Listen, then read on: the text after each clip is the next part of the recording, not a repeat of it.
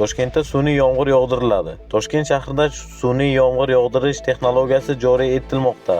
Ushbu haqda Prezidentning joriy yilning 25-mart kuni qabul qilingan atmosfera havosini sifatini yaxshilashga qaratilgan toza havo umumiylik loyihasini amalga oshirish bo'yicha chora-tadbirlar to'g'risidagi farmonda so'z boradi. Unga ko'ra, Toshkent shahri hamda Toshkent viloyatida namlik past bo'lgan hududlarda maxsus uskunalar o'rnatilib, sun'iy yomg'ir chaqirish amaliyotlari yo'lga qo'yiladi. Loyiha 2027-yil 1-oktyabrga qadar amalga oshirilishi belgilanmoqda. Mazkur texnologiyalar joriy etish orqali havodagi chang va zaharli moddalarni kamaytirish, atmosfera sifatini qisqa muddatda yaxshilash maqsadida qilingan. Bu bilan birga qurg'oqchilik sharoitida namlikni oshirishga ham erishish rejalashtirilmoqda. Hujjatga asosan ushbu tashabbus amalga oshirish Ekologiya qo'mitasi, Fanlar akademiyasi va Oliy Majlis vazirligi zimmasiga yuklangan.